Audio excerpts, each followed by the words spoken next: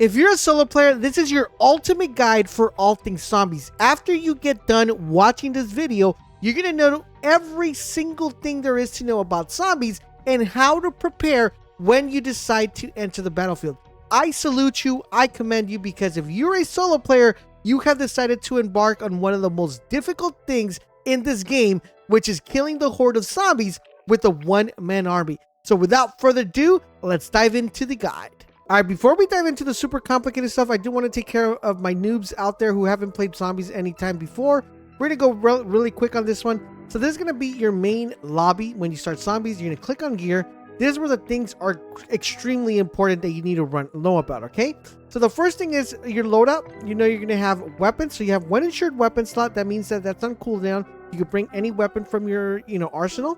And then you have these right here, which are pretty much contraband weapons. These are weapons that you have already the game gave to you, or these are the weapons that you bring out of the zombie match, and when you bring them out, they become contraband, okay? That is a simple overview of the loadout. Tactical, guys, these are just pretty much grenades. You have everything from stunts all the way to experimental gas. Now, all of these are unlockable based on as you're leveling up throughout the game. Usually, for me personally, when I play zombies, I like to run stems. I feel like they're really good to get you off of those sticky situations. Lethals are anything that goes boom, bada, bing, bada, bam. And I personally like the breacher drone. Clears the zombies, a big horde of them. Has a really good AoE effect. And it's actually pretty OP in my personal perspective. Other than that, you can use anything that is pretty good with cow control. Like Molotovs are really good. Termites are really good as well. But I personally like the breacher drone. Now, as far as the field upgrades, these ones are going to be subjective to if you're playing solo or if you're playing with a team. This is a solo guide, so I'm going to recommend the one that I feel is like the most important one. I like the energy mine. It's a really good one to get away from a very sticky situation. It protects you from the ads, pushing you, and it gives you that ability to be able to reload as this is being procced and keeping the enemies away. Apart from that, guys, the other one I would recommend is the Frost Blast and the Ethereum Shroud. This makes you invisible to zombies. Now, these are unlocked as you progress throughout the game, but I still think that the energy mine is the best way to actually pursue this.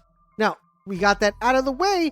Let's talk of one more important thing, and that is this part right here, which is your gear information. Basically, this little icon just means that that's your backpack. Backpacks are within a small. You start with a small, then there's a medium, and then there's a large.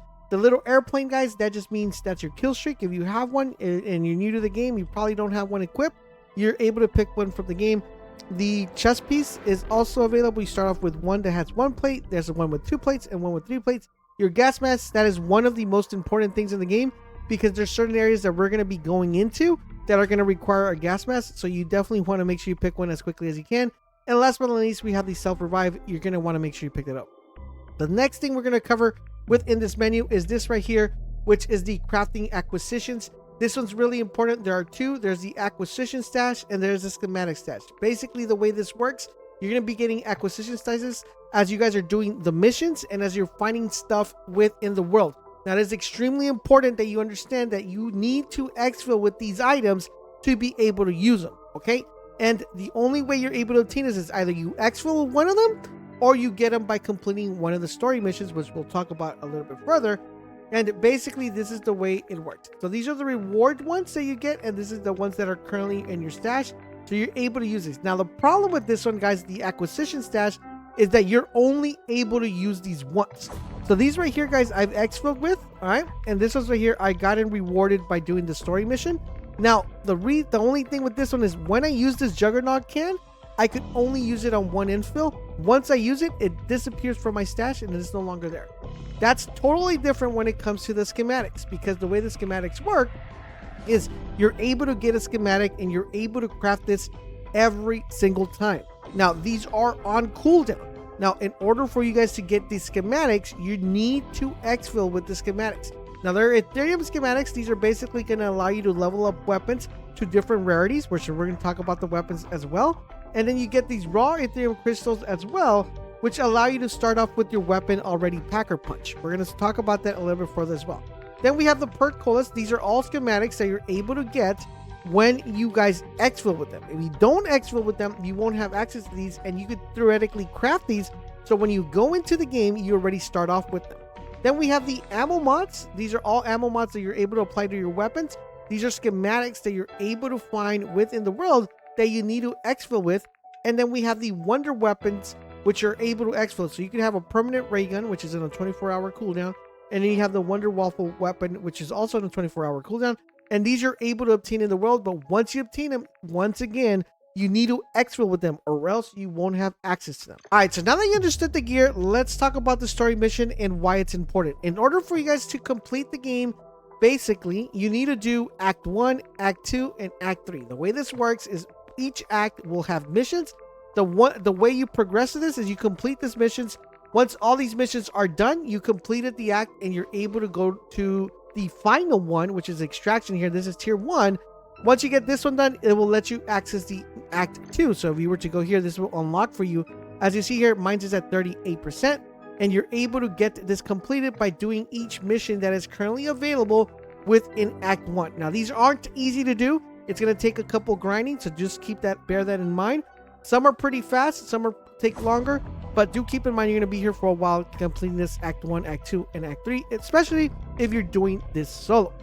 The great thing about this is that they do give you rewards, like I mentioned. You see, this is where we got the Juggernaut can and all this stuff that are able to carry in through the game. And a part of that, there is final rewards like a really cool car, a really cool skin that you're able to get when completing these missions.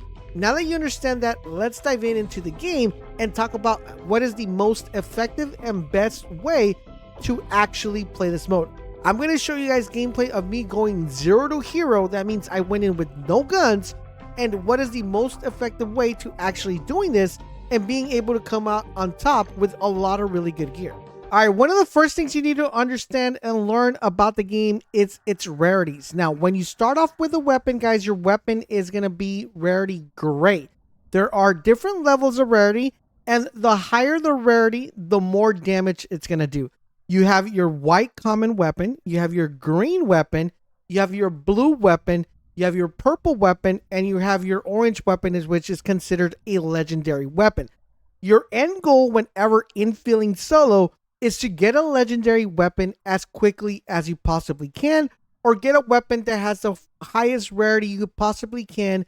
If you infill with one, or you are trying to come in with one, you want to make sure you get it to legendary, because that means it's going to be hitting harder.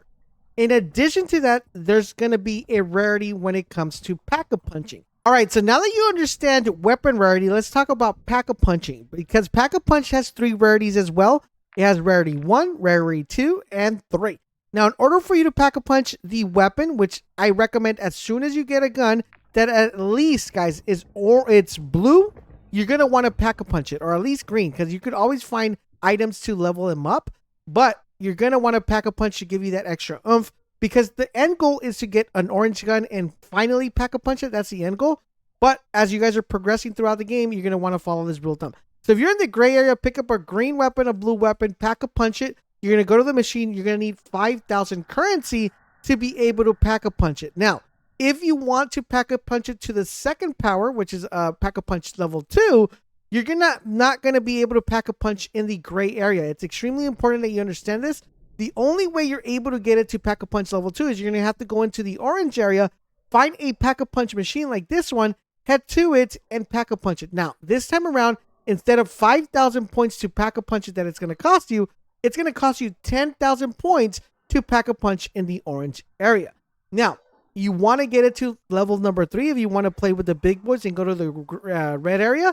In order to go to the red area, and once you find the PackAPunch machine like this one, you're going to want to get to that area, but it's going to cost you 15,000 points to be able to PackAPunch. Now, that's extremely important that you understand, because your end goal is to be able to play in the red area. But before you do that, you want to make sure you have an orange weapon. And in addition to that, you want to make sure you PackAPunch to level number 3. Right, so now that you understand how rarity works for weapons, how the rarity works for the PackAPunch, now the question is, Laser, when I go into the game, what should I be looking for? What should I be trying to do as a solo player? The first thing you want to be doing as a solo player, guys, is you want to at least get your characters kitted up. And when I mean kitted up, that means you want to get yourself at least a 2-plate. You want to be able to get yourself a legendary weapon. I think anybody that's playing this game as a solo player will be able to get a legendary weapon. I'm going to have a how to farm legendary weapon video coming your way, especially for you solo players out there. In addition to that, guys, If you are a solo player, you also want to make sure you get a bigger backpack because that means you're going to be able to exfil with more loot and more stuff. And number 3 or 4, you want to make sure you guys are getting the schematics. The schematics are going to be super important for you solo players out there because that's going to allow you guys to get the schematics, bring them out, and have them always ready to whenever you want to infill, so it makes your life a lot easier. If you're a solo player, the main objective of the mode when you're going in solo is to get stuff that you're able to exfil to make your life easier when you infill. That's getting legendary weapons, getting the gold schematics, getting the perk colas. And so when you go in there, you already have perks, you already have schematics, you already have stuff ready to go to make your life easier to get into the red zone a lot faster. You're going to have about an hour to play the zombie match. So my rule of thumb, if you're playing solo and you find a gold schematic, exfil, okay? If you find a schematic that's gold, you want to exfil as quickly as you possibly can because not only are they hard to come by, but in addition to that, guys, you don't want to stay in too early. And you could just easily infill again. The best thing I would recommend is get as many legendary weapons as you possibly can because it's going to save your life. You don't have to be looking for a legendary weapon anymore because once you exit with the legendary weapon, you're going to be able to have it already. And it's going to have a total of 4 different attachments already. The weapon's going to be completely set up, so you don't have to worry about that. And get these schematics as quickly as you possibly can. If you follow this rule of thumb, you are going to enjoy Zombie Solo. I hope you guys enjoyed our guide. I'm going to have more solo guides for you guys. If you have any questions, drop them in the comment section down below. I'm going to take care of you solo players out there. And if you happen to need help doing anything in the game in zombies, like for example, getting the ray gun, getting the briefcase for the ray gun, getting a wonder weapon, getting schematics, we will be helping you guys out. So make sure you guys pick up one of the memberships that we have available where we're going to be helping you guys with zombies. Thank you guys for watching, and I will see you guys on the next video.